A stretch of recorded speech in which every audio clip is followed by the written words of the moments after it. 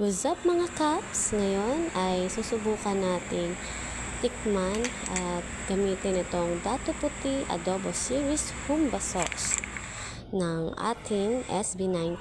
So, haba ng pila, no? Pero para sa ating kapatid na 18 ay pinilahan natin yan. Magpapakulo na tayo ng ating karne.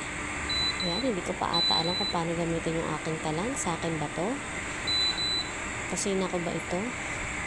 Okay, ayan. So, ready for 20 minutes. Palalambutin muna natin ang ating karne. At eto nga, ang humba ni Ken. Ayan, umulan pa nga ni. Pero dahil dyan, mas masarap kumain ng adobo sa humba. Ipapatikim ko lang yan sa aking asawa. Excited na ako na gamitin ito. In fairness, ang bango niya mga Kaps. Ayan. Pakulo na. Oops, sorry. Nalimutan ko pong i-video yung pagbuhos ng sauce dahil nakaka-excite po. So, sobrang excite ko ay hindi ko na siya nagawang record. So, pero in fairness po, napakabango ni Ken. Oops, sorry. Mas masarap yung asawa ko kay Ken. Pero eto na nga, sobrang nakaka-excite na talaga itong tikman kasi ang bango-bango niya.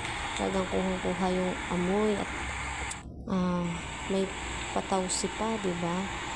Ito po yung maganda sa part ng sauce na to. Kasi around 40 pesos lang po siya. Pero nakatipid ako ng toyo, suka, asukal. Ayan, natitikman na natin siya.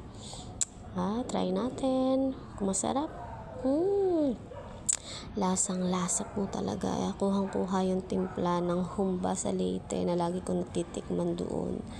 Kaya sobrang thank you Dato Puti sa adobo series special ninyo. At talagang ang laking tipid niya, guys. Dami kong natipid na ingredients kasi andyan na lahat ng lasa. Kaya gamitin nyo na rin po ito.